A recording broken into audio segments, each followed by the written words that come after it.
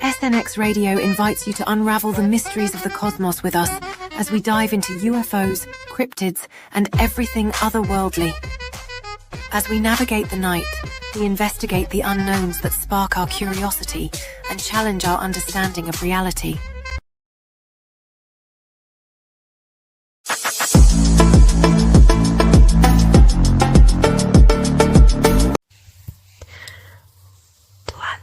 My Kevlin plays on. So baby, let's get all the way undone.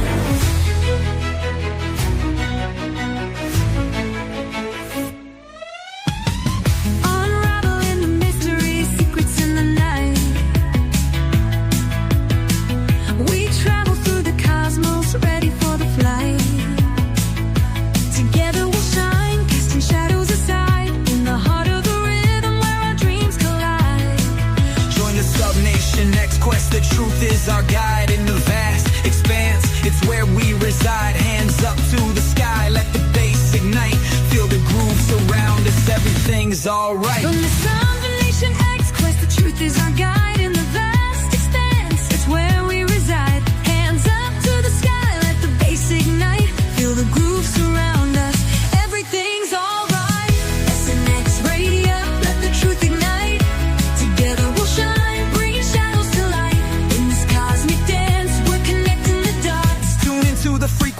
Let's explore the spots. Heavy bass drops with tight beats. Illuminate the shadows, the echo of our call. On this roller rink we'll never fall. Feel the energy rising, can you sense the spark? As we dive deeper into the cosmic arc. Stories of the universe, mysteries unfold. In the heart of SNX, where the truth is gold. Every note we play, every line we write, crafting our legacy, shining ever bright.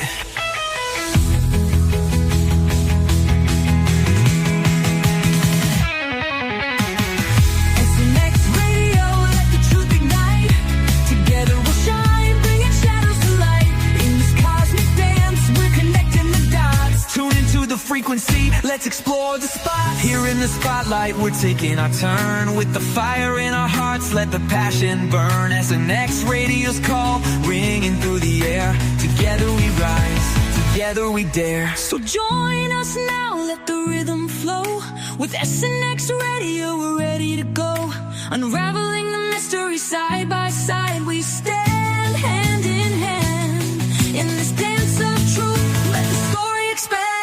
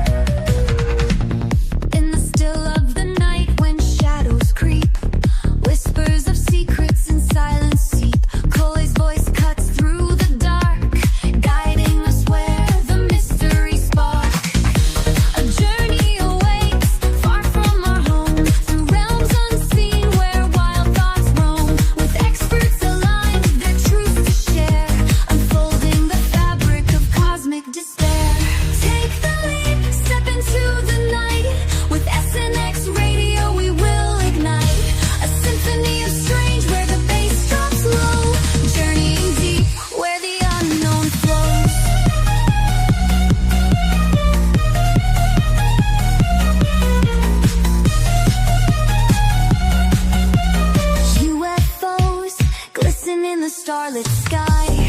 E.T. whispers, look up, don't be shy. Paranormal tales woven into fate, as Cole invites us to contemplate. Heavy beats.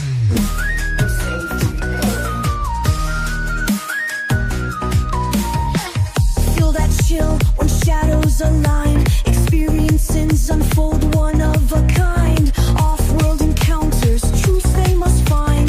Open your heart, release your mind.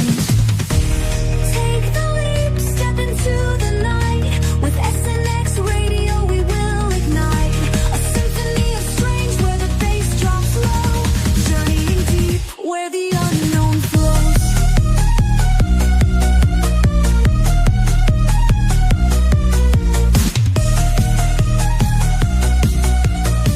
What lies beyond the veil of sight? What secrets kept from our human plight? Coley's conversations stir the thread. An awakening call for the living and the dead.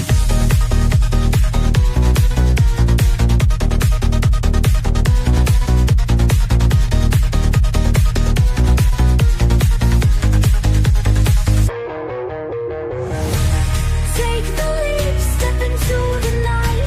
With SNX Radio we will ignite. A symphony of strange where the bass drops low. Journeying deep where the unknown flows. As the echoes fade and the night draws near, the truths we seek become crystal clear. With SNX Radio, keep your mind open wide. For in this journey we all confide.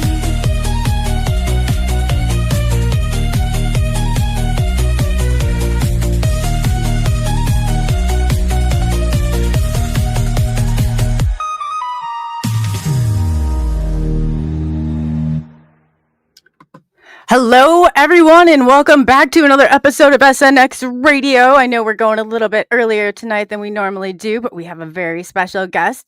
Before I get to our guest, I want to say hello to chat and everybody who is here. Whispering Portals, Laura, so nice to see you. Midnight Mark 22, hey, nice to see you. John, we got John Walsons. Hey, John, Ray, welcome. And then we have, oh gosh, I know I'm going to mess this one up. No, Travis Miller, Moonstops. Hey, Greg, welcome. So nice to see TC Mark, and Kurt W75 is in the house. So let's get into it. If I missed you, I promise I'll make it up afterwards. I'm definitely good for that. So tonight we're going to uncover hidden truths of our universe with AAGE NOST.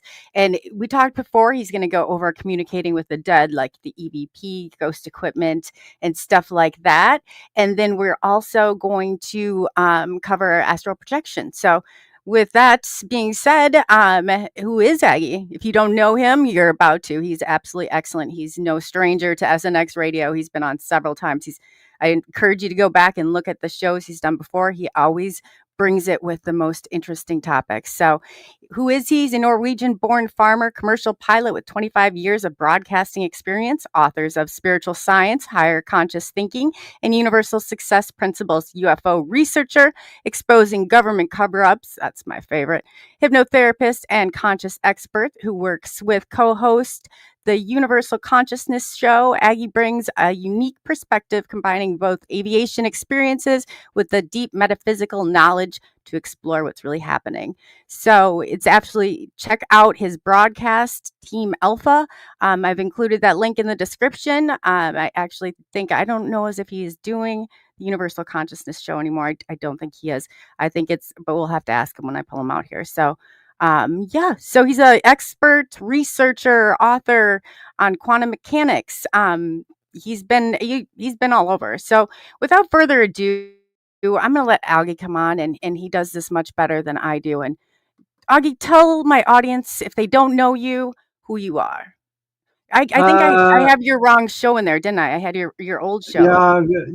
Nori Love and I, we are doing the broadcast Team Alpha show.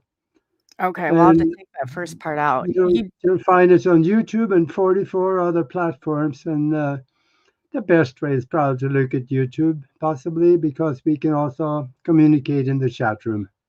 Yes, and then because I know your other one, AAGE NOST, is that it goes to your Universal Consciousness show that you're no longer running. What Yeah, YouTube channel can they find you at? For Broadcast Team Alpha on YouTube. That's the one. Broadcast Team Alpha, right? They said that right. Yeah. We'll get it and we'll pull it and I'll put it in the comments and chat so everybody has it. But yes, so you do a phenomenal job. I love your show. Why don't you tell people, I guess, while we're talking about it real quick, what days that you and Nori do your show and like the times, if you have a set time. Yeah, we've done that for about 7.5, 8 years now, and we're having a lot of fun with it. We got close to just shy of 1,000 videos out there, and I don't know. Beyond that, I guess maybe listen to one of them. They might just explain a lot more. Absolutely. I always find it fascinating. And if anybody who doesn't know you, you have the take that you have on the topics is absolutely fascinating. You have a way of drawing people in and leaving them with some of the most profound, mind-bending questions known to man. So I want to thank you for all the work that you do out there, and let's get into it. So we were talking, I got excited when we were backstage. We started talking about ghost hunting equipment or speaking with the dead. And you were going to go through some things we were talking about. So why don't we start there?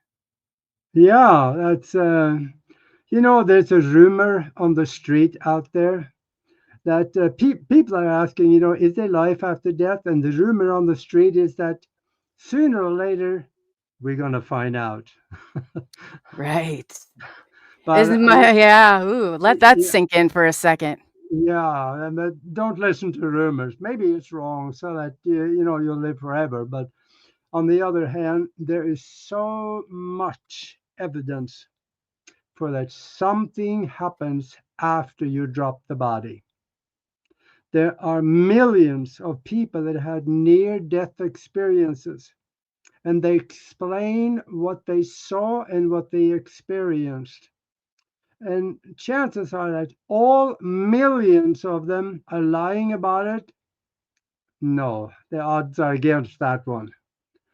And also, there are electronic equipment. There are ways you can communicate with, talk back and forth with them. And a lot of people don't know about that. And just as a fun little anecdote, I got into a deep discussion with an atheist one time. And he said, no, when I die, that's the end of it, nothing else. I told him, go to YouTube and put Tesla Spirit Radio into the search bar and watch the videos. Oh, he must have done it, because I met him about a month later, and I asked him, did you look at those videos? And he looked away. He didn't want to talk about it. So I think he got an eyeful, because in 1901, Nikola Tesla got a patent on a radio that can communicate back and forth across the veil and talk with or listen to dead folks. Now, in an interview, he explained a little bit about this, and I think I have to paraphrase from the interview that I heard, and that was that he said, I was alone in my laboratory. I had the radio sitting on the table, and I could listen to two people talking back and forth in a language I did not understand, and it terrified me. So he heard two people talking in a language he did not understand. We have to remember Nikola Tesla was an educated man. He was fluent in 7 languages. And he could not understand it. And some people might say, yeah, sure, he was just listening to a radio station. There's a problem with that theory, because the first registered radio station in the United States was set up in Pittsburgh in 1920, I think it is. And that was KEKA. So that 19 years after that Nikola Tesla heard that on the radio. So there were a few radio stations in the country, but nothing in private hands. They didn't know how to deal with it, but there were a few universities that was experimenting with it. But there were nothing in Pittsburgh. So he heard something that came from another dimensional area or a parallel universe from where he was. Either way, he was communicating across the veil. So for everybody out there, this is going to be fun for you. Go to YouTube sometime. Now, wait till after the show, okay? So go to YouTube and put Tesla Spirit Radio into the search bar and see what comes up. You'll find a whole bunch of videos by people that have made this radio and they are using it. You can hear the conversation going back and forth. I tried to make one of those. Do you know that? Yeah? It came in a jar with a bazillion pieces, but the part that I use and that I use with the one that I have, the Portal Wonder Box, is the Tesla coil. So that copper coil is used, and it's still used today on a lot of the ghost hunting equipment. Paranormal. Right. Yeah. So that's interesting you brought that up. I'll have to look into that a little bit more. Yeah. A lot of times, though, that there's some static with the Tesla Spirit Radio. That's with any of it. The white noise. What I have on mine is a noise. It's they have two pedals and one's a noise killer. So it takes out all of that, like that white noise. I can't stand the white noise. I can't sit with like an SB7 or anything for too long with a white noise. But so this one kills it. And then it allows for back and forth conversation. But I did try and build one of the Tesla ones that you had mentioned. There were too many pieces. But I've heard fabulous things about it. Yeah, I think it's about some 18, 20 different pieces, including the jar. And I ran the numbers on it, and I think you can put it together for about $20, $25. Well, at least a few years back. Oh, so yeah. Did you make one? Were you able to put one together? No, it's above my pay grade to put that together. It was intimidating when I saw the jar with all the pieces. I was like, what do I do with this? But there's a way to clean that up. I saw one video where he took the voice and ran it through a computer, and he took out the static in the computer, and you can hear the voice fairly well. Oh, very cool. So that worked out pretty good for him. Now, what you have there, I am so curious. Could you show that off a little bit? Yeah, I wish I had the lights hooked up to it, but basically what it is it's a lunchbox speaker. Stephen Huff designed it. Whatever you care about him, I don't know. I know he got freaked out after he made these and ended up going to somewhere in Arizona and dumping them in a dumpster. But it has the two pedals on it. They have the reverb and the noise killer. And so then they're lined with crystals and copper. So on the inside, and then on the top of it is the Tesla coil, usually. The copper piece. So you put it in, it's an ITC ghost paranormal equipment. It will run feed through backwards. So you kind of have to explain to them how to use it because it's a little bit difficult at first for them to use. But they can say full sentences. It can go back and forth. Like, you can keep going where I find like the SB7s or things like that. It's like, yes, or no, but this one, I mean, you can get them to go back and forth, and it's pretty elongated on that part of it. And then you get to take out and make those adjustments too. And so like even with the bass, the treble, and the stuff on top. So yeah, I swear by this. And I don't know as if he's making them anymore. So I was like, man, I will. And I've got the diagram for this. So if there's any music lovers out there that want to know what's inside of this or want to build one, I do actually have the diagram I got from the Gotcha Ghost people. But yeah, that's what I got. I got a thought for you. Now, since you have a Tesla coil on that one, Mm-hmm. when you are communicating with something or someone, walk away and take a picture. You may be able to see the person. Oh yeah. The reason I'm saying that is because that has been done successfully. Let me tell you a story. There is a guy over in France. This is a long time ago because I read that in a newspaper back in Europe over 50 years ago. And he got a Tesla coil. He went to the graveyard. They put it next to a freshly dug grave where some guy was laying in the ground. So the Tesla coil next to the grave, and he had a long extension cord, plugged it in, and then he walked away a little over 20 feet and started taking pictures of the Tesla coil and the grave. He said very often he could see the guy laying in the ground, standing up next to the Tesla coil. And he took pictures of that, quite a few, several different people, and he starts showing it to his friends in town.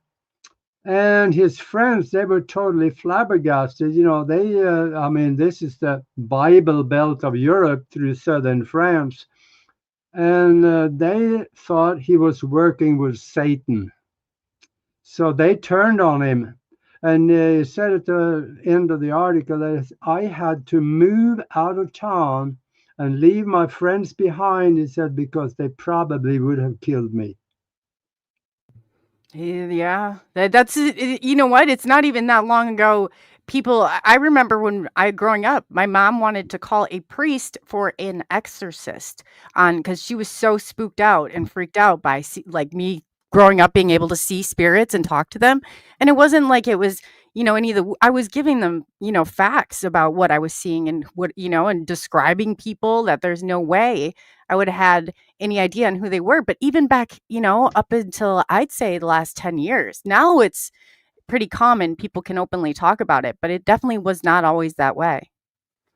Yeah, yeah. And the first time you hear it, it's a little alarming, especially for people that have had no extra strange experiences.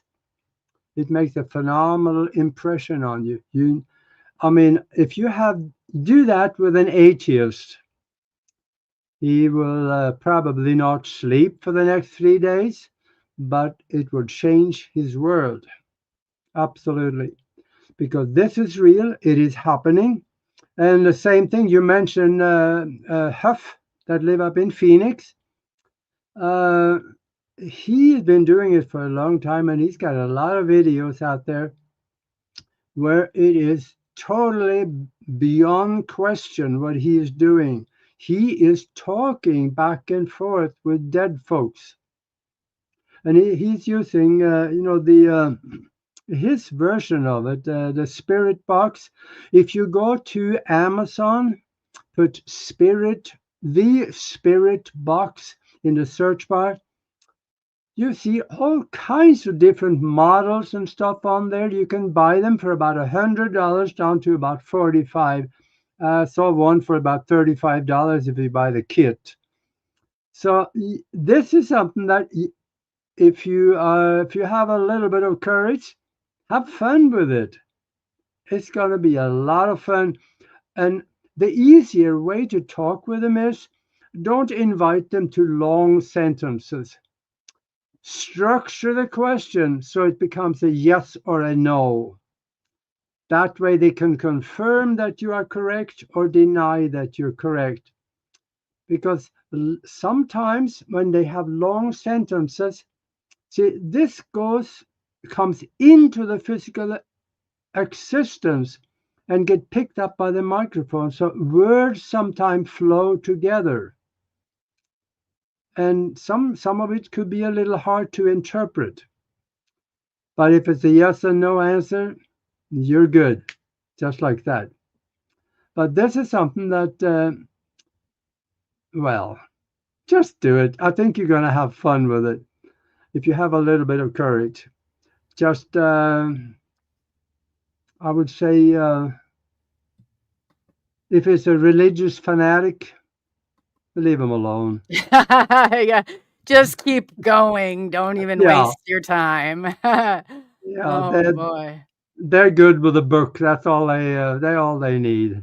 Yeah. Yeah, they don't need anything else. No, I've so also found too is having an like a recording device. Sometimes when we haven't heard a response, we've been able to get something when we've gone back through and reviewed the audio on it. That's yeah, also I found has helped immensely. absolutely. And there's another one that you can actually do, and that is one that I created back in Omaha over 25 years ago when I was there. It is I use a coat hanger, and you create kind of an upside down pyramid like this, and then you wrap it with tinfoil. And then at the apex, at the bottom of the pyramid, you put that next to the I guess we don't have tape recorders anymore, but the recording device. So they go directly to the microphone in the recording device. We put one of those together and we went to a graveyard and we walked around and was recording our conversations as we walked around, as well as whatever sounds that was out there. And I think we walked around for 10, 20 minutes, just all around the place. And then we went over to the edge, and there was kind of a bench there, a stone bench. We sat down on it, and we went back and we ran the tape. We heard voices. We heard people talking very dimly, kind of low, dimly voices, and it wasn't ours. And then at one point in there, we heard a really loud voice, like somebody was standing right there and putting his face in the pyramid saying, "Get out of here." And he said it, I think, twice, 2 or 3 times. And one of my friends that was with me, that's all he needed to hear. He split immediately. He was gone within a couple of 3 seconds and he ran. He didn't want to be there. But that was a way to communicate at least one way from them to us. We never went back to do it again. So we could have actually asked questions probably, and they may have heard us and then answer the question into the upside down pyramid that was recorded by the tape recorder. So this is something that you also can experiment with, because it is real and alive and well, and this is evidence, pure evidence that someone is living after they drop the body. So then the question is, what is it that leaves the body? We have maybe more than one body, because when you walk into the bathroom and look in the mirror, what you see is not you. You see the avatar, or the physically created image for the purpose of having experiences. What's behind it is you. We have other bodies. We have the astral body. There's a mental body. There is a kind of little hard to get your hand around because it's created by the energy in the brain. There's nothing spiritual about that body. And then we have an emotional body, which is kind of, if you look at it, it more looks like blobs and clouds, but they can form somewhat of a body-like structure. And then there's the spiritual essence, which is the real you. That spiritual body can travel anywhere, and it have intelligence of its own. as well as memory of what you do in this lifetime, as well as all other lifetimes before. Now, the astral vehicle or the astral body also can leave the physical, and it can go out and see things and do things, but it has no intelligence of its own. It only works from memory, and it is connected to the physical body through a thin silvery cord. And when you're really close to the physical body, it could be fairly quick. It could be this big around, but it's very strong. If I wanted to go to the East Coast and visit someone, I could do that. The silvery cord would stretch from Arizona to the East Coast. But there is a limitation to how far you can go.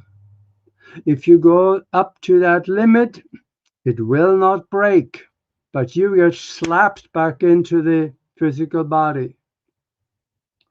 So that I've actually, heard that about the cord. So when you're doing it, like I was telling you before, I've never, like, let's just put it this way, been able to get out the traditional way.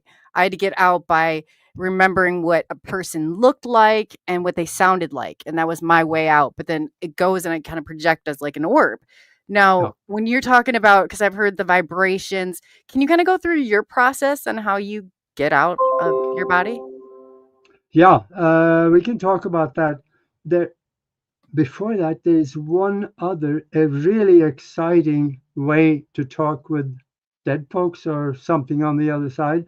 And that is something they're working at over at the University of Arizona. Dr. Gary Schwartz over there. He's got an advisory panel, and he put together an electronic device that is running through a computer. And you type question in on the computer that goes through the electronic device. There's a chip involved, and that goes through an antenna that is transmitting outside of the physical. So what they do, they ask questions, the yes or no questions. So if the answer come back as a yes, there's a green light that lights up. If there's a no answer, the red light show up. And I think about a couple of years ago, I saw him. He made the comment that so far, all of our questions has been answered correctly. So he's talking to something really smart on the other side. Now, whether it's an entity or if he's talking with the universal mind through the quantum existence, I don't know. And he doesn't know either. But he made another comment, and that he says, give me 5 years, and I will have a phone that you can sit there and you can communicate back and forth with the other person on the other side. And I think we have about 3 years left of that. That's going to be fun. And Wow, that's awesome. I thought you had moved. I thought you were talking about astral projection before. So I didn't mean to switch topics, but this is fascinating. Who was that you said had that piece of equipment? yeah, That that's that's Dr. Gary Schwartz. And you can check it out and go read about it at thesoulphonefoundation.org. And you can go read about it. There's some really interesting stuff on there. So I think you have fun with that. Wow, that's fascinating. Now, Yeah, it really is. let's talk a little bit about the astral travel, because it's there's some questions, especially people that is a little more nuts and bolts in their head. They're going to say, yeah, sure you are. But there's an awful lot of evidence for it. The questions come up, of course, first of all, what is it? How does it work? And what do we do to get out of the body? And where can I go? And what can I see out there? Is it safe? Should I do it? Well, if you have a lot of fear in your mind, try to get rid of that fear first, because that vibration you put out when you leave the body, that vibration is all around you, and you will draw entities to you with the same vibration. That's not really a good thing, because they are needy. Some of them don't even know they're dead. So they can you give my wife a message? Tell her I'm on. Oh, yes. Yeah. They are too. I've talked about that before. I'll never forget the one time I was working at a place, and it was a dad, and you could tell it's from like the late 1700s, maybe early 1800s. And he was so desperate, and there was somebody coming in. I'm like, well, I can't sit here and be talking to the air and explaining to him. I said, just give me a minute. Yeah, it'll take me away in the paddy wagon. And so I will never forget, all of a sudden you hear this big bang on the side of it, and the guy kind of jumps, and I just sat there, and I was like, he's like, I said, no, it's okay. It's like a trailer. It's like, so it was like really echoing. He's like, no, I heard something. Maybe a tree came down. I said, let's just keep going. Let me show you what I got back here. But they are too. They're relentless. And when they know that you can hear them or see them, you have to, I mean, there are so many techniques. It took me so much longer to learn how to control that aspect of Yeah. it than anything. Definitely. I highly recommend that, unless you understand the environment and how to deal with it, don't try to communicate with anybody out there, because they are needy. They may follow you home, and you may not want them in your home. So it's a little tricky, but there are some really interesting questions, though. First of all, should you do it? I would say educate yourself first. You can go to broadcastteamalpha.com. I have a class in there which teaches you how to do it, and under classes. And also go to our YouTube channel, and I have several videos there that talk about it. In fact, also I wrote a whole chapter on it back in this book, Spiritual Science, Higher Conscious Thinking, and How to Access the Universal Consciousness. It'll teach you how to do it. And it's really very simple. I didn't say easy, because there's some practice on your part. And thinking back, when I was really young, probably, I don't know, in the 20s, it took me probably over a month to practice every night when I went to bed. Couldn't get nothing done until there was one time when suddenly the door opened, and I got out, and I got out, and I turned around and looked at myself in the bed, and it scared the living chocolate out of me. And I tried to get back in my body as fast as I could. I thought I died, because I was outside and I was operating from memory. And then I realized that, wait a minute, this is what I wanted to do. It must have worked. I'm here. So I got back in the body, but I got out again after trying several times. And then I started moving around the house and just kind of checking things out. The first time you are able to walk through a door without opening it, that will be an experience. Oh, yeah. Are you talking about they opened the door for you? Yeah. Yeah, I've had that happen. Yeah, you reach for the door knob and you have it in your hand, you turn it, but it doesn't turn. And I've had that happen too. I have to Yeah. tell them from time to time they can't play around like that. There was an old church we go into, and it had one of the inside, those turn locks. It was from like the 1800s, St. Yeah. Patrick's it was called. And we'd get in there, and every time that sucker would lock. And so everybody would try and turn and pull, and I'd have to tell it, you can't lock us in here. You can't. And every time, then all of a sudden, we were able to click it open. But Yeah. they play games, and then there's the parlor games. But you have to definitely, you never show fear would be my biggest Yeah. piece of advice. Two good reasons for that. First of all, if you have fear when you try to get out, good luck with that. It probably won't work. But if you do get out and then see something that scares you, that might slam you back in the body too, because somehow there's a safety valve in the universe and that tries to keep you safe.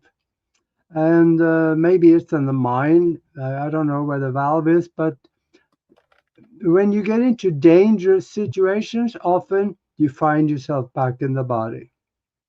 Now, when you get out there, if you see other entities, ignore them. In the beginning, at least, ignore them. And they see you. But unless you make so-called eye contact, look at them, or just go by them without, they may not understand exactly what you are. But if you try to make contact with somebody, oh, they'll be all over you with questions and things that they want you to do. Now, the good thing about that is that you can help them go home. You can explain to them that, I'm sorry. By the way, ask their name and they will give you their name telepathically. When you talk to them, use their name.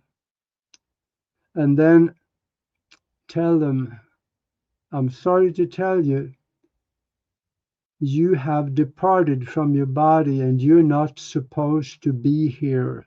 This is not your home. You should go home. And you could tell them, go to the light, and go through the light. You will no longer be here, but you will go into a wonderful place where there are people and there are someone there to welcome you and help you along the path. If Can I they, ask you a question about that? Because that's what we always did, go to the white light, da da da da. But then you hear all this stuff about if you go to the white light, then, I mean, are we cycling them back through here? Or do you go to white light? What is your take on all that? I know, I have looked into that and there's something to that. But for somebody that got stuck where we find them, they are not spiritual people. There's a very good likelihood they need some more lifetimes to gain spiritual capacity where they can qualify to go home.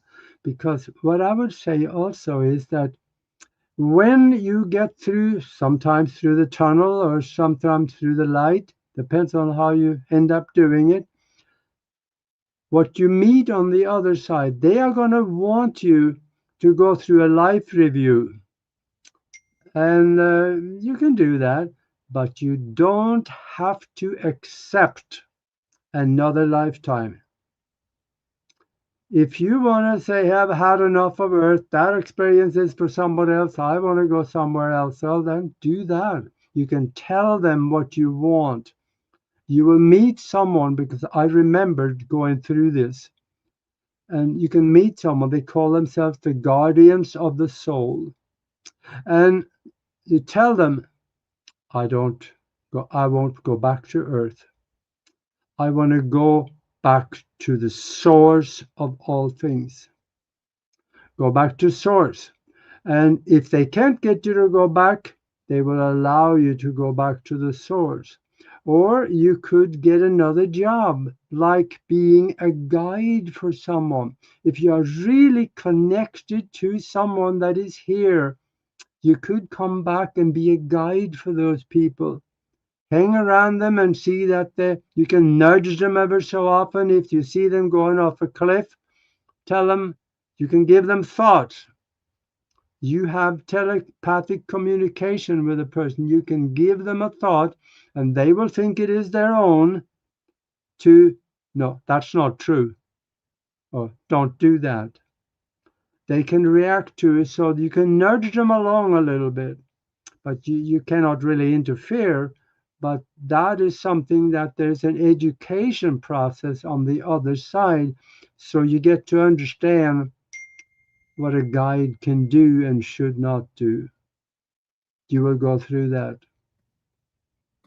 It's a murky. Sometimes there's some murky waters in there. I feel better after hearing your explanation, because I thought, man, I've been tricking people and coming back here, but maybe they're kind of trapped here too, because Yeah, they are. unfortunately you got to do another round of Earth. So have Yeah. fun. I'm And departing. what the spider bite says, we got to know what we want. Yes, we do. And especially if you want to get out of the body and, let's say, go somewhere and visit someone, have a clear picture in your mind what you want to do before you leave the body. If you want to go to the moon and have a look at some of the interesting things in some of those craters, know where you're going to go on the moon. And I suggest buy a map of the moon and then find the Schrödinger crater. It's kind of small, it's not that big. And then when you have a picture of it, look at it on the map, and then you go lay down, or you can do it from a sitting position. Get out of the body and go to the moon. Go to that place where you saw it on the map. That'll help you get there. You don't have to poke around like I did. So then go into the crater. You will find a building there. Very large building. It's over a mile long. Probably 2. I don't know. It's hard to say. It's hard to say at those and when there's no milepost. But that looks like a swastika, that building. They got 4 arms to it that is bent like this at the end. This is the building where the Nazi Germany found when they flew around the map in, I think, about 1943, 44. They found the building and they fell in love with it. So they came back and said, let's rebuild a base on the moon. And they did. And they are there in that building today. You can go and have a look. I did. And what I saw was very interesting. They still use the Nazi uniform, and they're from what I hear from others is that they still have the mentality from the fatherland. So I got into it, and they didn't see me at first. I was just moving around, and they were just doing things. But there were one person that evidently saw me because we locked eyes. And as soon as we looked at each other, I had a very strong feeling I was not welcome. Get out of here. And I took the message and I left. So you were RVing it, huh?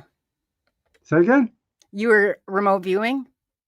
No, that was an actually. It wasn't Okay, well, yeah, it wasn't an astral travel. I think I traveled by consciousness there, because I came back and I still remembered it. And a lot of times on your astral travels, you don't remember it when you come back, because the astral vehicle is connected to the physical body and the brain through a silvery cord. And when you're out there, experience things, the astral vehicle is recording it. But unless you feed that information that you see back through the cord, your brain may not remember it because it was never deposited as a memory. And that's something a lot of people don't understand.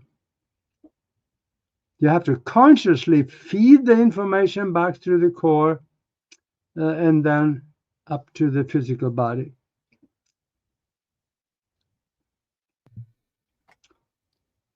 Yeah. So what do you think? I was just thinking about this for a second. What do you think that the difference, I guess, because I'm hearing you talk about remote viewing and then astral projection, they're kind of, I mean, they border some of the same kind of techniques in a way, right? What is the difference on the viewpoint, I guess, on how you would see it compared one way toward or the other? Because I think, isn't it more remote viewing? You kind of just get layers and pieces and you keep building from there. But you're just going to shoot right out there and see it firsthand, right? I think it can overlap fairly well. A friend of mine up in Sedona, Tom Dongo, he teaches astro travel, and he says that when I do, I go there, he says. He just don't sit down and make drawings of what he imagined to be at a distance. He goes there and have a look, and then he comes back and he makes the drawings. And a lot of the remote viewers, they get a coordinate, and then they sit down and try to imagine what it is like at that coordinate. So they just sit down and they make drawings and see how close they get. But Tom Dongo doesn't do that. He goes to the place and look at it. So I kind of think that he is actually traveling there. His astral vehicle or his consciousness is traveling there. Have a look around, see what it looks like, come back so he can make the drawing.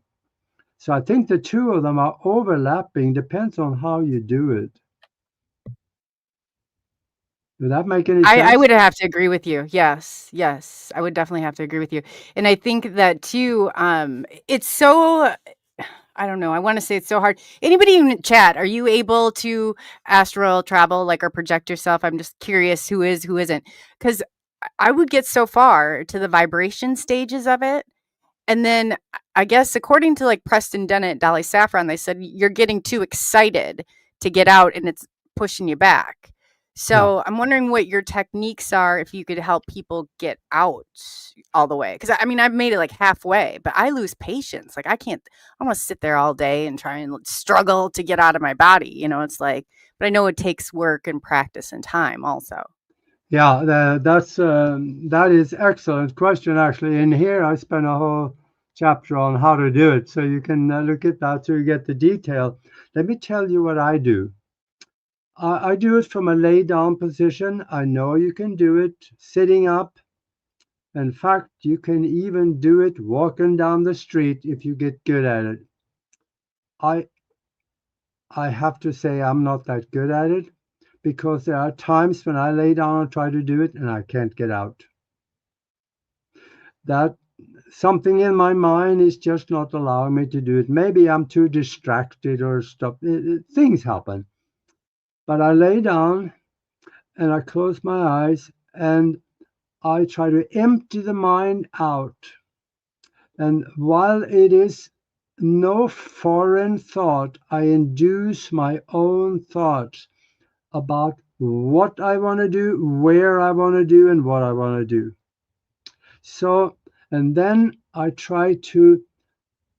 have a way where I start thinking to develop a vibration in the body. That vibration, I try to get that as strong as I can. It takes a couple of few minutes to do that when I sit there and later and do that. And then that vibration separates the astral vehicle from the physical body. Or if I have, let's say I want to go for a long distance, it may take a little longer because the astral vehicle knows it can't do it. So the consciousness leaves the body. And the way you know that, if you look down and you see a silvery cord, you know you're traveling in the astral vehicle. If you don't see anything, it's your consciousness moving. So Say that once you, again. And somebody asked in chat too, while we're on this topic, a swamp dog asked what, because the cord, you always envision, he said, what if you can't yeah, get back in? it's kind of a grayish, more kind of grayish than white cord that leaves. Some people say they have it coming out of the top of the head. I I've don't. heard belly button or top of the Yeah, it head, or comes out of my solar plexus, and that is attached to the physical body, and it stretches. It can stretch a long way. But when you see it, you know the astral vehicle is going. So if I see that, then I don't try to go to the moon because that's too far. I've done that and it slapped me back. So if you get slapped back, you hurt all over afterwards because of the vibration. you physically hurt afterwards all over, because when the astral vehicle slams into the physical body, there is that's kind of like running into a wall, I guess. But see, the thing is, the astral vehicle is semi-physical. It can be seen by some sensitive people in the physical. The reason that we can actually prove that is that once you leave the body, you can try to walk on the floor, but it doesn't work. You have to think yourself forward through walls or doors or whatever. But when you're out of the body, if you float like this, stay perfectly still for a while, and you'll find yourself slowly, very slowly settling towards the floor. A lot of people have never done that, so they don't realize this. But the astral vehicle has an affinity to the physical earth. So it is, I don't know if it is semi-physical or if it's just an affinity, but there's something in that vehicle, the astral body, that affected by gravity. So in the chat real quick, Jillian had made a good point, and I don't know if you've ever experienced anything like this too, but when we're talking about getting out, she said she projected once out of her old apartment, and she had a demon in it too, but he was okay. But he was following her. And I said, that was when I was trying to get out, I was asking for help. And I just remember this cryptid lady who looked like skeleton coming down, and I didn't care who it was. And I was like, I'll take, and then as soon as I did, but I've heard this from other people that they put in layers to kind of scare us maybe, or to keep us in place. Or have you encountered anything like that when you were going for the exit? Well, they found, both of them, I guess, found themselves in the lower levels of the astral world. That's not a good place to be. That's kind of the garbage dump of the spiritual existence. That's where most of the ghosts are getting trapped in. And you can, if at the very bottom, there is something very alarming, and that is that every physical body dies. The astral body will also eventually die. And it breaks up. And it breaks up into different parts and fades out. You can see a leg floating by. This is something I really don't want to get into because it could be a little alarming to even know about it, but it's not a place to be. Once you get out of the body, you don't want to stay in the lower levels of the astral world. Think yourself up to the higher level, and you do that by feeling yourself and seeing yourself surrounded by total bright light. Then you get drawn into that light. Or you can do another, which you can say you will visualize someone that you want to be with, that is a very spiritual entity or person. Like if you visualize let's say, a 7-foot tall light being in front of you. And then you can tell him, come and get me. That, just give it a little time. It may take a few moments. They may show up because you have asked for them to take you somewhere, and they just might.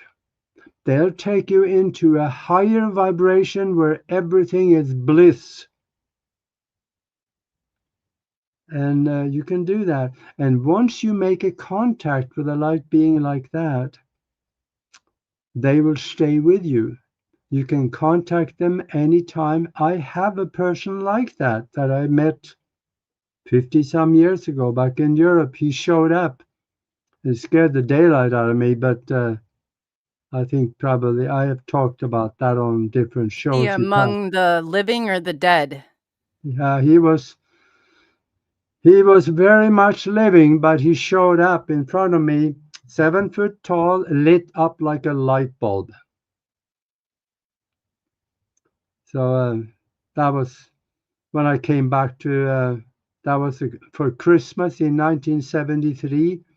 I went back to Europe to, visit the farm that I had just sold to go to the United States. And I walked off into the forest and sat down on top of a grave mound and started meditating. Sat there for a little while, and I heard the sound of somebody turn a faucet. There was water running.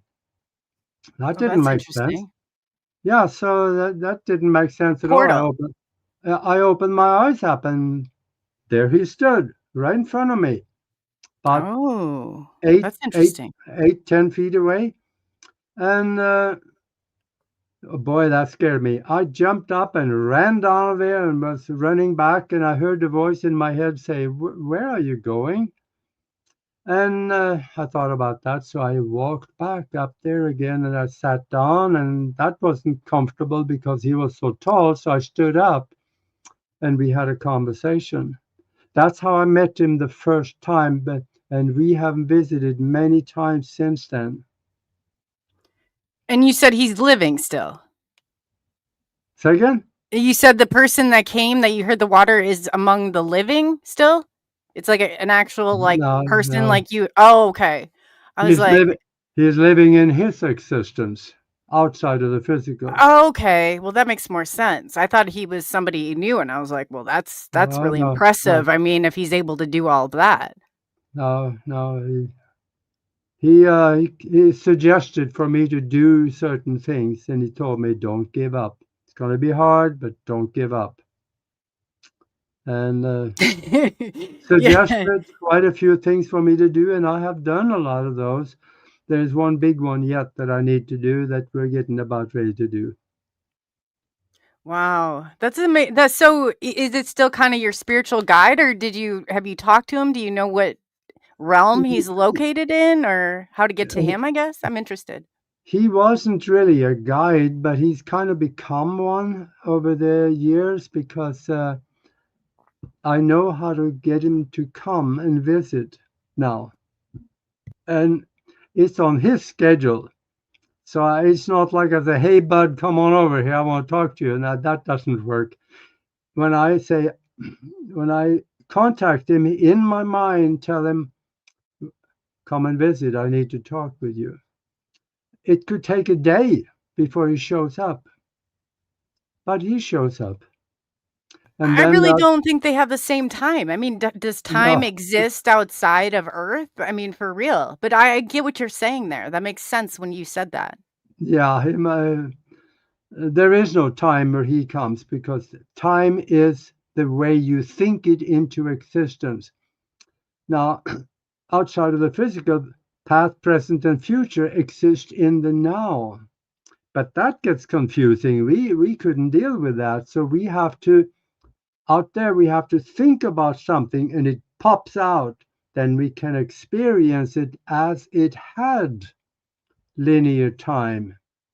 And then when we're done with that, we quit thinking about that and it collapses into the field again. And we can think about something else that pops out and we can experience that. Ooh, going into the unified field theory even. That's yeah, that makes sense. So people don't realize how much of it that you talk or I mean, even in some of the stuff that we're doing, we're we're a lot of it, we're creators. We're willing if it's not in existence, it's because you don't believe it is.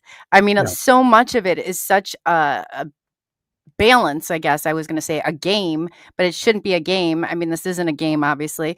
This is Earth, but in the collective, it's like we gotta get on some sort of plan here together because you can see what happens when there's just like a mass chaotic, things going on. I mean, it spins out of control. Yeah, this is kind of like what the saying goes, like, for the one for the one who have had the experience, no explanation is necessary. Yeah. For the one who have not had the experience, no explanation is possible. That's good. That is good. Yeah, it takes a little bit to be able for your mind to accept this because it is so far outside of everything we have been brainwashed into believing. So true. Yeah. So I would Did your buddy say where he's at? Somebody else asked too, like what dimension, or have you been able to go into other worlds? Well, like I said, I'm not that good at it. I have not ventured on to other galaxies or anything like that. People that say they can do that, and I'm all for it if they can, but I just haven't done it because it's a little alarming getting so far away that you can't see Earth, But I would say I get better at it, but I'm not that good at it because there are times when I can't get out, and I learn things when I get out there, and I know that the federal government is well aware of this. Mm-hmm. They have hired people full time to guard different places Yes. in their astral body. I'll give you an example. I've always been fascinating with the White House in Washington. So one time I was out, I wanted to go to the White House, kind of float around and look. I got within probably, I don't know, fairly close. And there were two astral bodies that came very quickly out and stopped me. The thought that came, he says, don't come here, go back. And, I wouldn't want to argue with them, so I just left. So Yeah, I've heard that before. I've heard because I was thinking with remote viewing, and no, I've talked to remote viewers even that said, and a lot of this is guarded.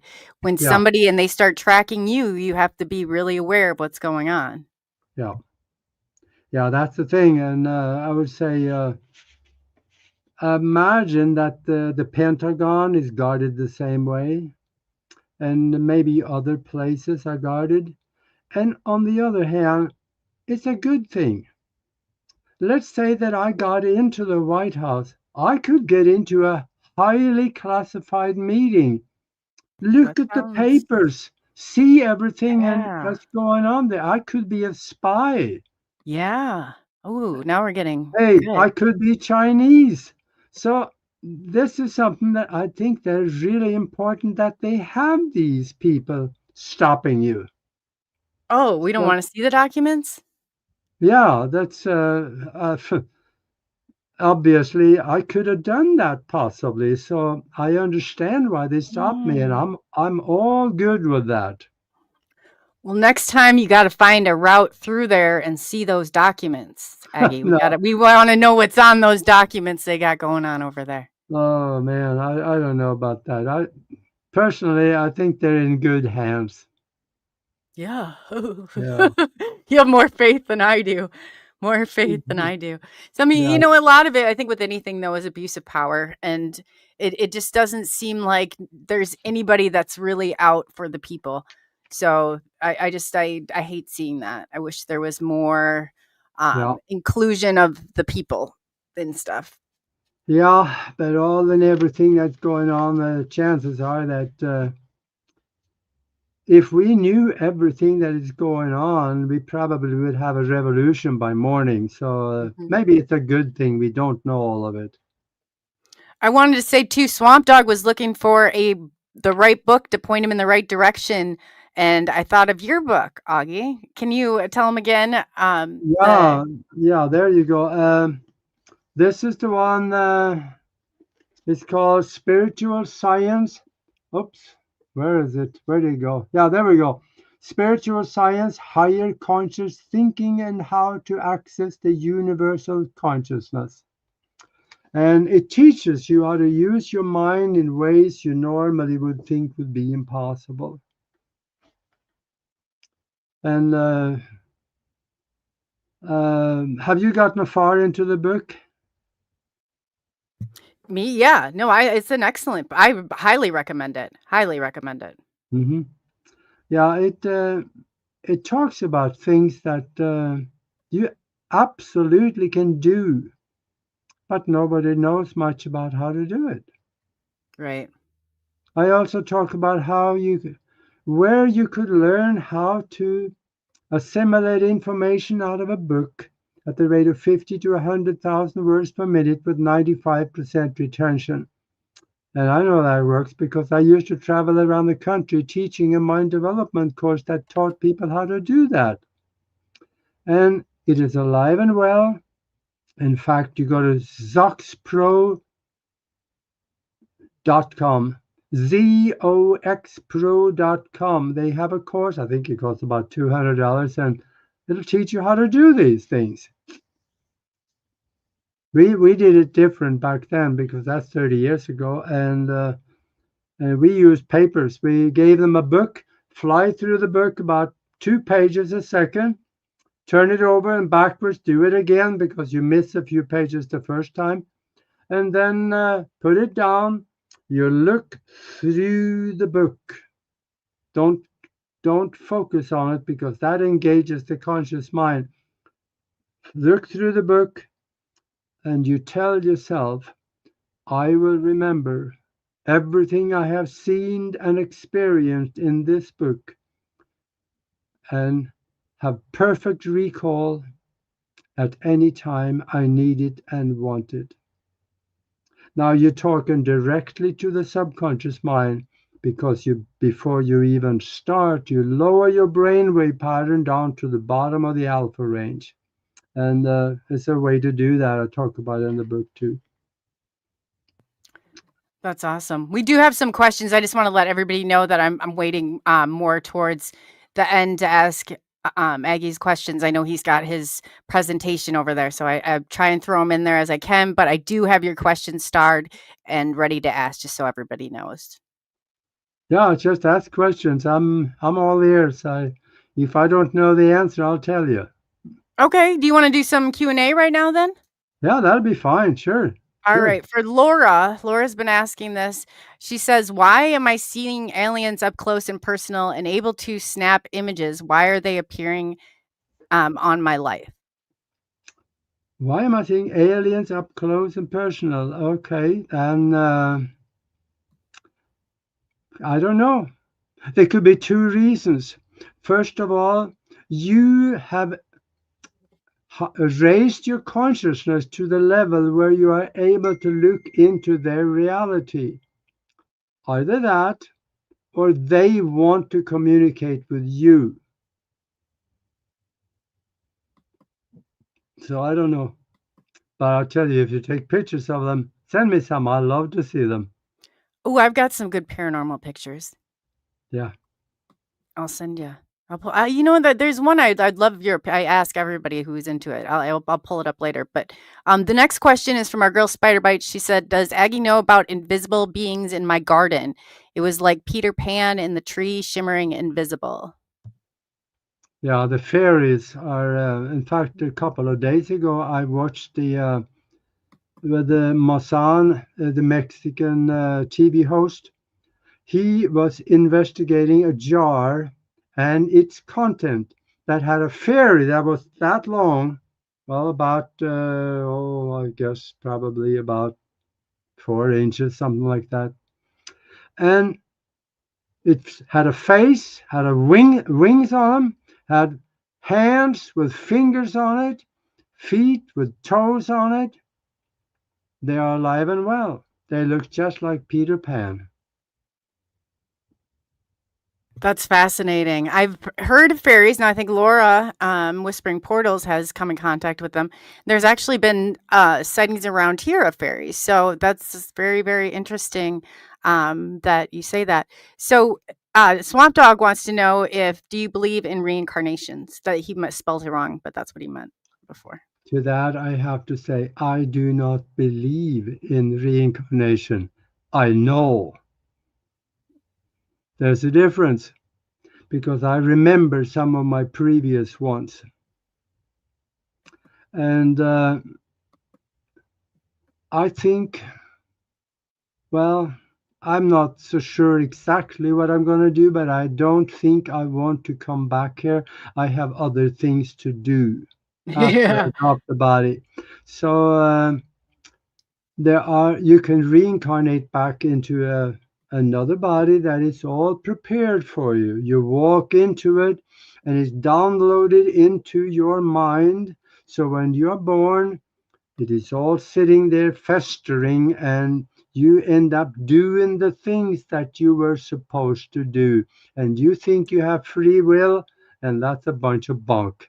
You are predetermined what your occupation is, where your parents are, who you're going to get married to, car accidents and stuff like that, all pre-programmed into your consciousness because you came to learn from it.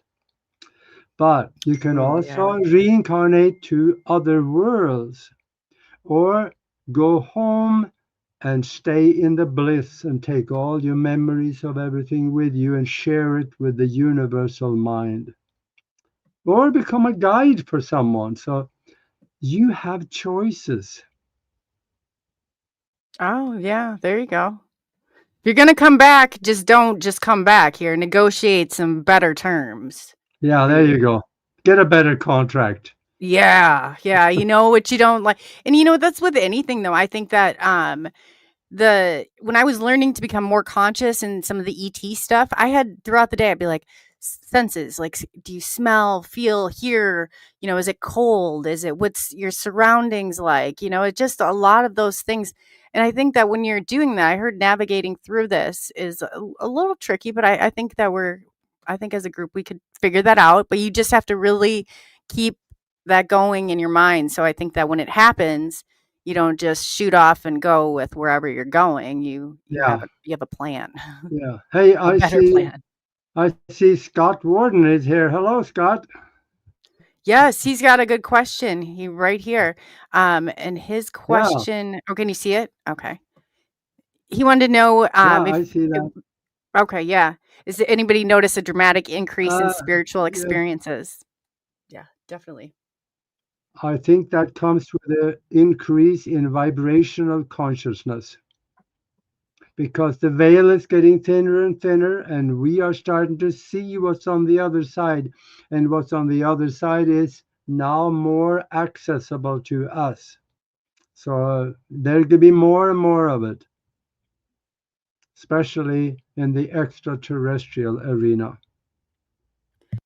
Oh, definitely. Oh, we have Dolly Saffron in here. Dolly, I was just talking about you and Preston earlier we were talking about astral projection and how they were the ones that finally gave me some tips too on how to do that. So yeah, Dolly, I'm going to be calling you guys anyway to set something up. But yes, that's funny. She popped into chat, but yeah, we're just talking about her. I couldn't have gotten out otherwise, but there's some things like, because don't you find it so hard to stay awake, Augie, when you're going into the meditative state and some of this? Do you have a hard time staying awake? I do, in one condition, that I cannot meditate laying down. Cannot do it. I fall asleep every time. That's why I Yes. have to do it sitting up. Well, I have to Dolly do had it. a good point. She's like, instead of that, she said, turn, because I have to lay down. I'm one of those like lazy people like that. I want to be loungy. And she's like, lay down on the opposite end of your bed. And I was like, well, why is that? Because you're not as comfortable.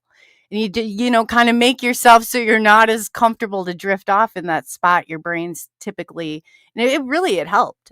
It helped a lot. That's a thought. Hmm. Yeah. And Okay. then another question from Spiderbite: do the dead hang around their graves? I don't think so necessarily, but they can get drawn to it when they know they are wanted there. That's That's huge what you just said there, because I don't think people realize that many of these times where we think that they're there for us, we're drawing them in yeah, for ourselves. We're bringing them here. We really are. They're probably, that's that's most likely the case of why they're here. yeah, I found absolutely. anyway. And two, but when you go into cemeteries, there's always, but I've not so much as come into, or any pictures that I've gotten in cemeteries, it's not been human. So Hmm. I'm not sure. I'll pull up a couple for you too, when I can find them. But I don't know what the deal is behind that. But even I've never gone to a grave and been overwhelmed by that person's presence there. It's always different places that I come in contact with them at. But I'm Yeah, wondering why, or what is hanging around there, or why it is hanging around there. Any thoughts on that? it could be the spiritual essence. I think is pretty much they're gone. But there could be astral vehicle hanging around. There could be thought forms, and there could be a form of, especially if there is powerful energies in form of fear and things like that. That gets very Oh, maybe because strong. everybody's bringing that sadness and stuff there. Do you think that could be a part of it? Yeah. Oh yeah. Yeah. I didn't think about it like that, but I And guess. besides that, everybody. Yeah. And I think Wow. everybody comes to their own funeral. You'd have to, or I'd I be very remember I went curious. to a funeral. Yeah. I went to a funeral back in Omaha, I don't know, 30 years ago. And the guy, a friend of mine, he died and he had a dog. The dog came to the graveyard. He was there with someone at the graveyard when he was, lowered. And the dog, he tore himself loose and he ran off to fairly close by, but he was standing there looking up in the air and he was jumping up, trying to jump up on something that we could not see. So that was probably the guy that died. He was standing there watching it all, and the dog saw him, so he came to jump on him. And Wow. that everybody there saw it, and they looked at each other and said, "Yeah, he is here." That's Hmm. yeah, that's so fascinating and interesting. We have a question from Woo Rider Derek DG. Aggie, why does the phenomenon seem to change its appearance according to each different individual, almost like masquerading and being deceitful? We were talking about this earlier. Yeah, there are pranksters too. Hmm. Yeah, it's They really are. So I guess how you were saying some ways that you were able to kind of ask questions, and I think when we were talking behind stage, do you want to tell yeah, them about some of that so they can weed through? Because they do. Some of them are very much will lie to you and be deceitful, but Aggie said that he had some techniques that he used to kind of weed through some of that. yeah. Let's say that you have a device that you are talking with someone across the veil. And let's say let's say you want to talk to your mom. She died 8 years ago, but Do you think you want to talk to her? It doesn't matter if she has been reincarnated as being a little kid in China right now. Doesn't matter. The soul essence of your mother being around that child can come to you when you calling out for it. So then again, it may not be. Maybe a prankster is impersonating her. But think of something that only you and your mom would know. Then ask the question. If they know the answer, then it's your mom. If they find other answers and not answer you, or talk about other things, or just try to derail the question, most likely not your mom. That's what I would do. Yeah, and too, be careful because of how they communicate too. Sometimes I try and mind wizard it a little bit or mind ninja it a little bit so they can't. But consistently, you'll get them to trip up. You will. That's a good. Yeah. That's very good. And then I was going to show you too, Augie. Like I was going to pull up this I know my audience has seen this before because I've pulled up my pictures. I love to show and show and tell time. This guy, and I'm not sure. Let me know because it's harder to see when I pull him up. I wish I could. Let me see if I can zoom in a little bit clearer. But there was something in a cocoon. You can see the headstone next to it. I utilized flash photography, is what it has. But it has the weirdest nose on it. It's like it's definitely not human. I can pull up some more about the thing of it, but I've been trying to figure out what this. Some people thought it was reptilian, maybe. Some, I've heard all sorts of things. Looks like the nose of a horse. Yes. It's very weird, and the pointy chin, and then nobody else could obviously see it until it was on camera. I could see it before. This lady was a part of the ghost hunting group, but it came out of a cocoon that was next to. You can see in this time stamped and date stamped at the bottom, so you can see it was before all of this other AI nonsense stuff we got going on. But they really are, and two, this is a good point. Like anytime I'm getting photography at places like this, I always ask permission. I always try. It seems like it will help get it captured because it's harder for them to get it on, and it takes a lot of energy, and most likely they'll be sucking it from you. So just a warning. But yeah, it's very weird. This is the type of stuff that I see in cemeteries. I don't necessarily, I've not gotten much from, actual people being there or loved ones that are there. It's more this type of stuff. I'll show you a couple others since you were interested in them, Augie. This guy right here, I don't know if you can see him. Pull this down. Okay. You can see it, Spider Bite. Thank you. Yeah, the story behind it. This is at the Edinburgh Manor. He died. He committed suicide, there, and I was able to get him on film, on camera. Are you able to see his face? No. You can't see it. We see where I'll kind of zone in on it. This one's a little bit harder. Let's see if I have. There's a couple more where you're just like, wow, what in the world? Can you see that one? Yeah. That was an entity that was there. They call him the Joker. Uh-huh. But they pop up. But that's if you're trying to get them. Like that was don't use a camera that is like, has all these corrections on it. If you can find an old camera, the better. Because now we have stuff that's meant to fill in, maybe where we were able to catch more of this before.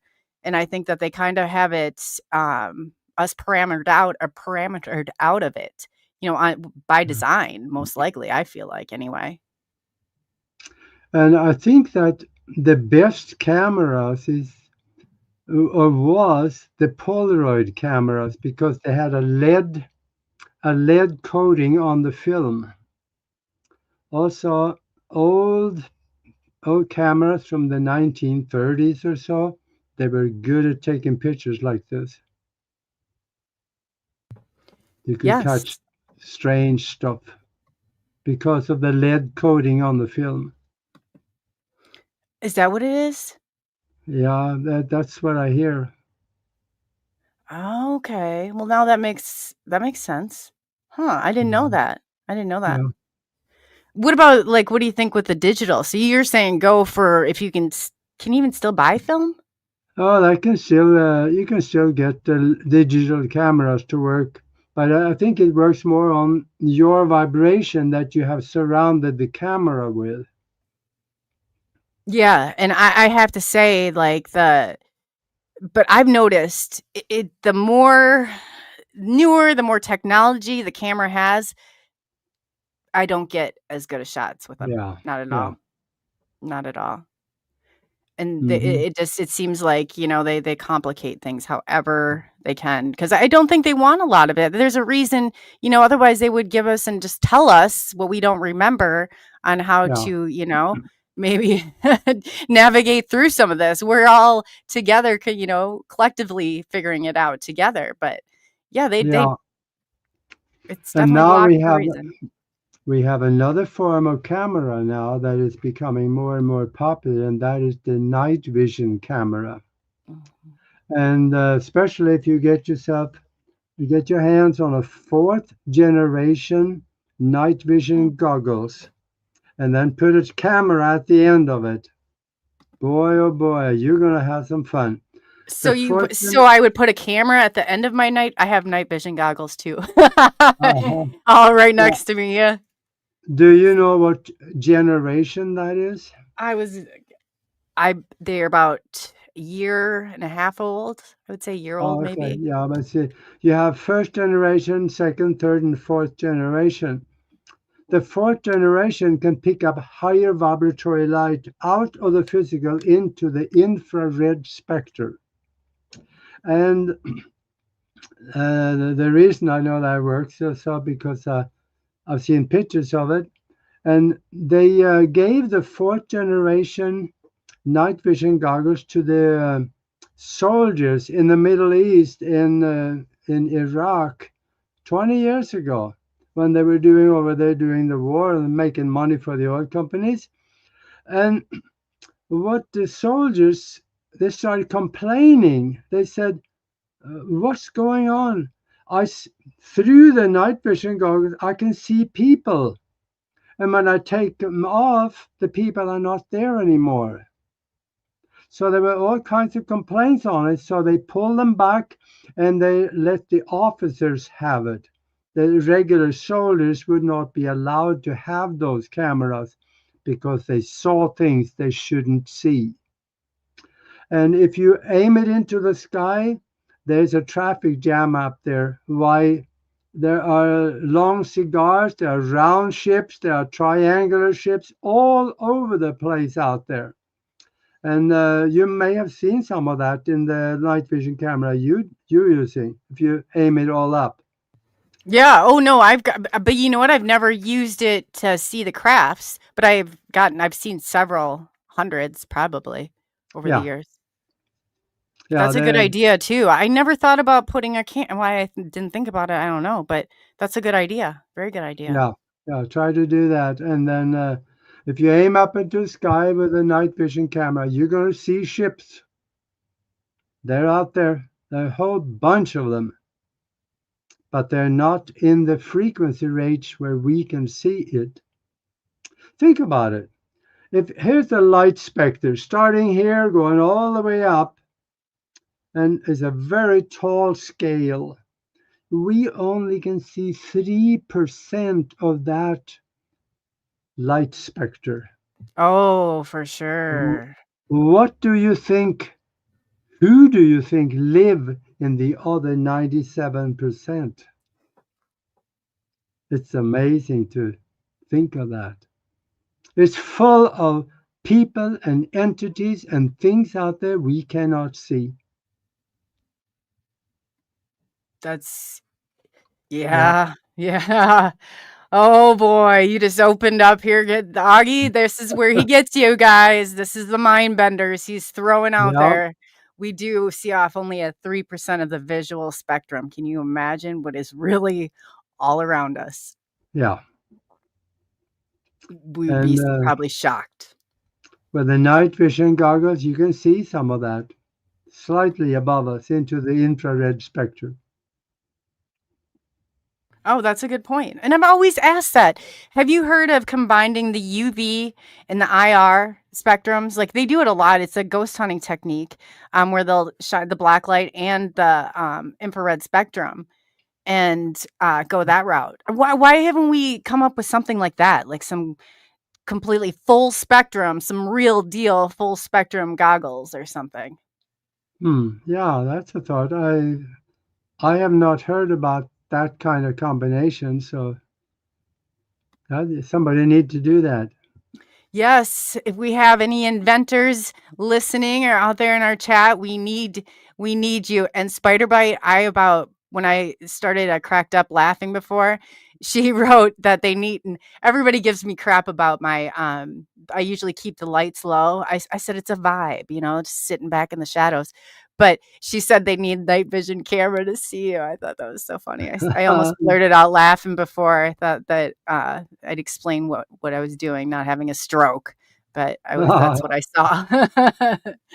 And two, yeah, this Madpax 777 had a good point. Hearing the sound frequencies, I don't know if even people have realized like they've done those tests.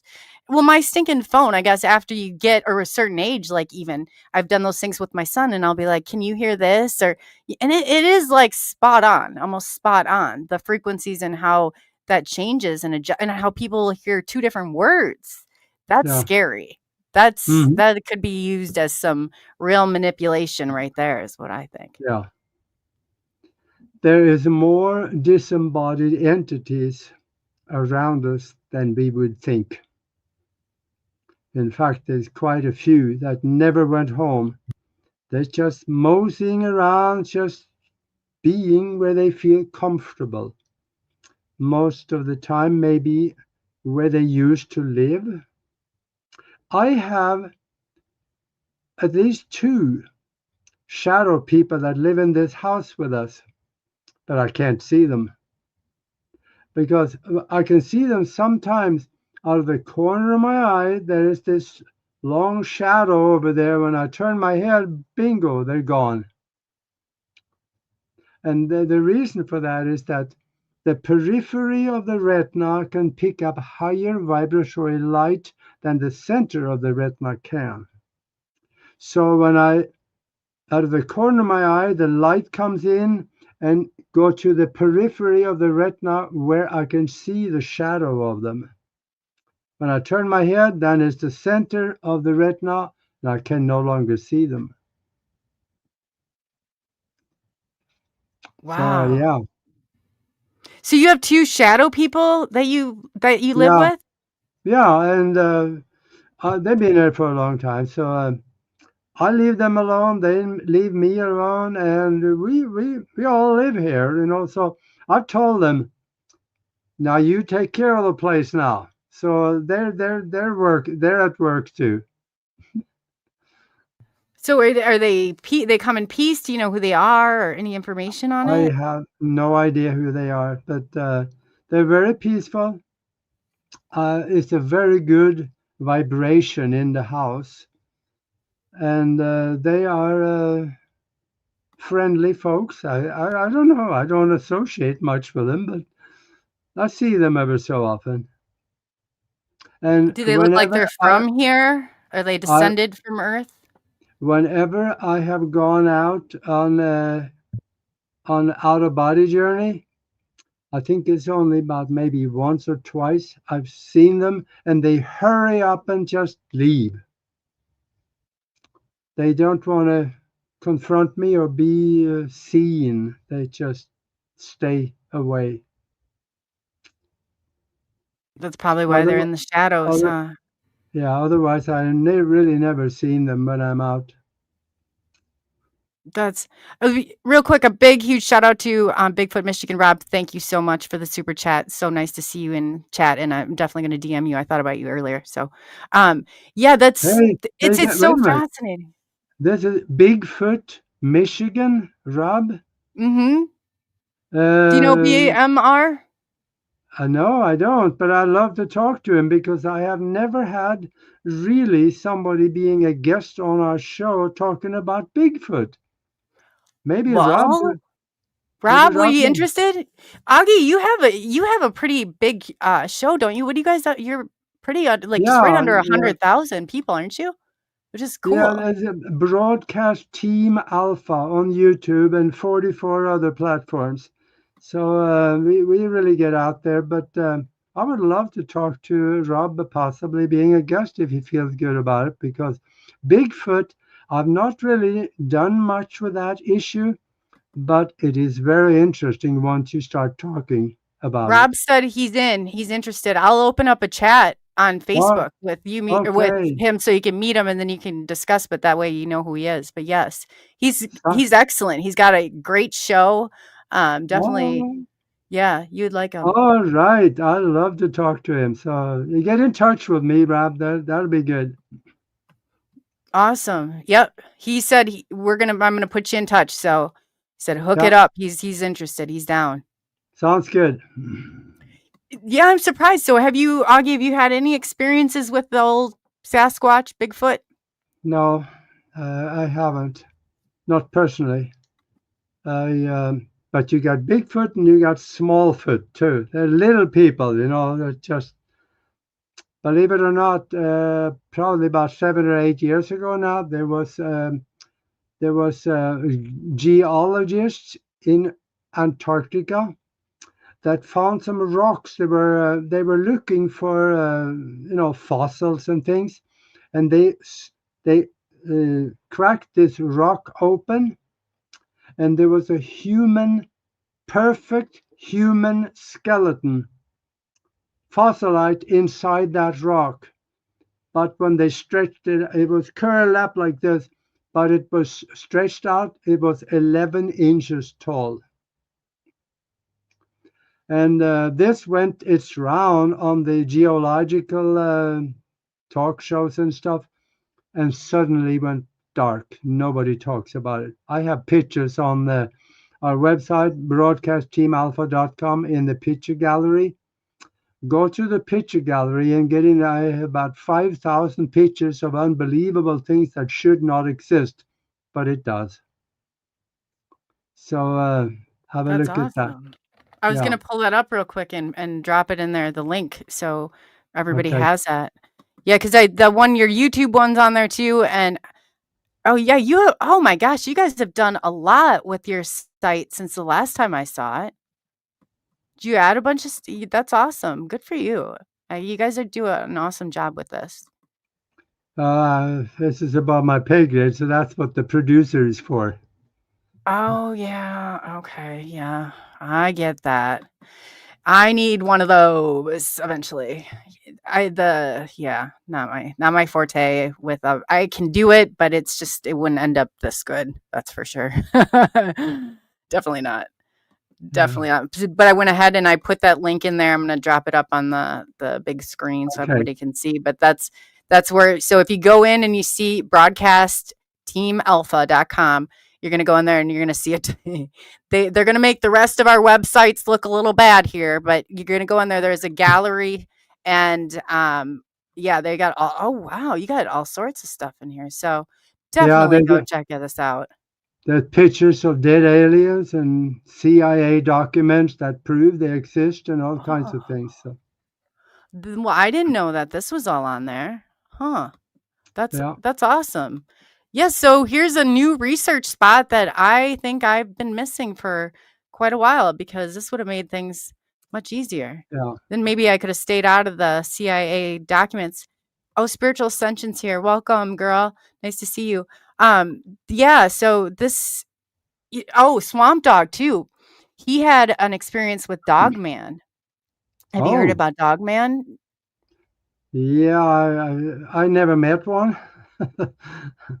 So I heard about them, and I am open to the fact that they could exist. Oh yeah, it seems, and I mean, people, I don't know how much of it. I said, what do you think of this? How much of it is a government like cloning project maybe, or a government black budget project. And are those the ones that seem to be more earthbound now? Because there definitely is an interdimensional, realm to all of it. I'm just not sure how to decipher between the two, because some seem almost like they could have crawled out of a lab somewhere. I think they're going to be more and more of those things seen because the veil is getting thinner. And my opinion is that the dog man and some of those other creatures, they come in from a parallel or an alternate existence. And they find themselves here and they or know how to go back and forth. And then they leave again out of the physical. So I think the more and more is going to be seen of that as we go along. And you might be right too, because that veil is thinning. Do you think that's because people are believing and accepting it? Like the paranormal, it used to be taboo. They didn't want you talking about it.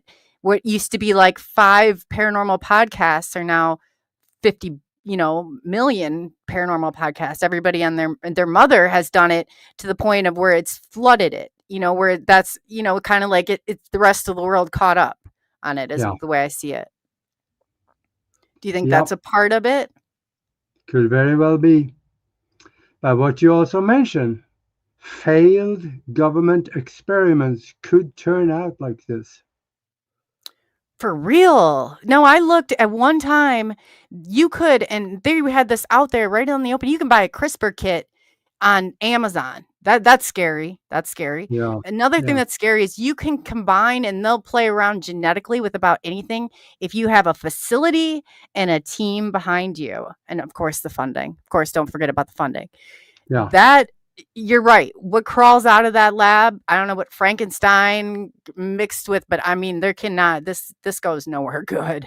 Yeah. It's, in my opinion, it goes nowhere good because you can't predict. I mean, I know you can't predict humanity, but you start doing that and you're not God. You're not God. Yeah. But And even at Montauk, there is well documented many witnesses. As fact, there's also pictures of the creature that they created. Ooh. So are they on your site? I think there's a picture of it, but I don't have any testimonies because I did 9 interviews with Al Bielek and he was there. So he talked about it. Oh, okay. But I don't have that computer anymore where those interviews were. You have to, Brian Minnick, he's the hands down. He's been there, he's been there since a kid on. Has so much testimony. He'd be a good person if you were looking for that, Augie, to get in contact with. Yeah. Absolutely knows that place inside and out. Yeah, that's good. And then people are so afraid when they've been witness to that. People need to stop being afraid of reporting stuff and getting pictures, because the thing of it is that this is my little soapbox for a second, but it puts the rest of us at a greater risk. When you are holding back and some of the stuff, I'm not saying don't find safer ways of doing it, but don't just ignore it altogether and rely on other people to do it, because then it singles people out. If we're all putting it out there, it becomes easier to obtain and it becomes harder for them to shut you down. Yep, absolutely. That's just my 2 cents on it. Yeah.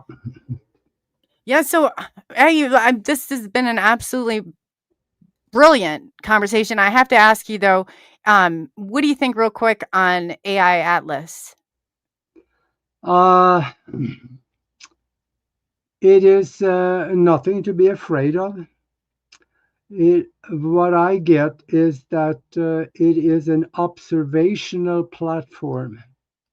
It was sent here from outside, wherever it came from, was outside the Oort cloud, and came in, and it is going through the solar system, very likely from another world, and coming through here and being observation. It went really close to Mars, so it obviously wanted to observe what was on Mars. It's coming by Earth, but it's quite a long time away.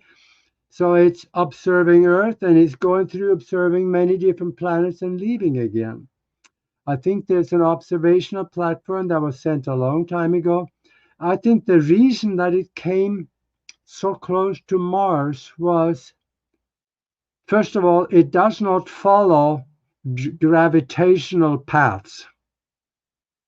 It has, it's totally, it cannot, by gravitational physics, you cannot understand and predict the path of it. It's accelerating, decelerating. It can't do that unless it is engineered.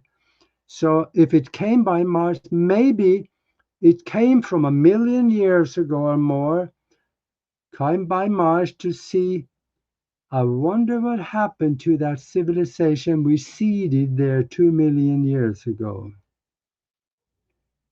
And then it moves on when it finds out what happened to Mars. That's interesting. Atomic holocaust, you know. Yeah. What advice would you give people? It's not even. The part I worry about is how the people are going to respond, especially when we know Project Bluebeam is there and dwindling, being held kind of dangling there in front of us at any Yeah. time. Yeah, well, I would say prepare because I've seen enough of the future. I am not worried one bit whatsoever. It's going to be good. But there may be a month or 2 or 3 where nothing works. So prepare for that. Oh, yeah, that's a That's possibility too. always, yeah, we need to prepare for something that may happen for a short time. But the future is good because we are not alone creating it. We have friends from space that is helping us create this. And even the light side of people of influence and power, they're helping. You gotta see, it was so corrupt, it had to be destroyed, and that's what we're doing right now before you can build a good one coming back up. And that's what people are scared about. Oh, the earth is going to hell in a handbasket. Well, no, it looks that way because now everything become obvious to us. Because now we understand we got to kill off the old system before the new one will work. Yeah, it's a crash and burn demolition. At some point, I think we all need to come to that realization. And two, just so I can get the clips from the show, and I'm gonna find a better way of doing this. We just have to stay under 2 hours, so we have a little bit of time. I'm trying not to like rush Uh-huh. or anything like that, but I just wanted because I want to get clips out on you, and they've been going really well, and it helps people that can't maybe sit through the full conversation of this. I think it really helps them to understand. Spiderbite had a great question. I'd love to see what your intake is on this. Wonder what their place looks like when they go through the veil, or what it looks like in other places. I found when I've traveled or I'm not in a body experience, the reality around you is much plainer. There's not as like junk cluttered. There's not as much things as you would think around. What is your take on that, Aggie? Well, some of it looks just like here, like say even cleaner. Come to think of it, there's not junk out there. There really isn't any garbage and junk laying around. It is cleaner in here, but the astral world, that's where the garbage is in the lower part of that. But up above that, everything is beautiful. There are parallel worlds to us in other timelines where we have something like this, but slightly different. And we slip in and out of some of those from time to time.